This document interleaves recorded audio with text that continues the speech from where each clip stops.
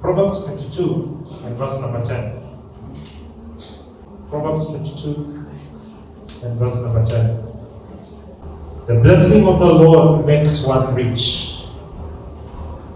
The blessing of the Lord makes one rich, and he who now the Lord adds no sorrow with it. The blessing of the Lord makes one rich, and he adds no sorrow with it. Let's look at it from the NIV. The NIV says, the blessing of the Lord brings wealth without painful toil for it. I like how the NIV does it. The blessing of the Lord brings wealth without painful toil for it. Because the system of the world says if you want to be wealthy, you have to toil very hard. You have to work hard. And it's true. Anybody who works very hard brings wealth. It's very true. If you want to be wealthy, just work hard. You're going to be wealthy. That's true. But there is another level that we can tap into as believers called the blessing.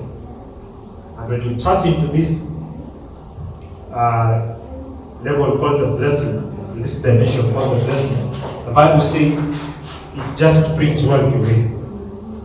You are not pursuing the wealth, it just brings it. Because you have tapped into the blessing.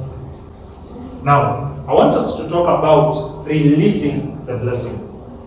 Releasing the blessing. Because there is a dimension called the blessing. And this blessing has to be released. Not everybody is blessed. There are people who are enjoying the blessing and the others who are not. And you can be born again, carrying a 3-kilogram Bible close to your heart for spiritual osmosis, and coming to church very early in the morning looking smart, looking good, and still miss out on the blessing. And you will go to heaven. In fact, you will be the name of Abraham in heaven. So, does not disqualify you from going to heaven, but you can still go to heaven and miss out on the blessing. And I don't want you to live that kind of life as a believer. I want you to live a life where you are enjoying the blessing that makes rich and adds no sorrow.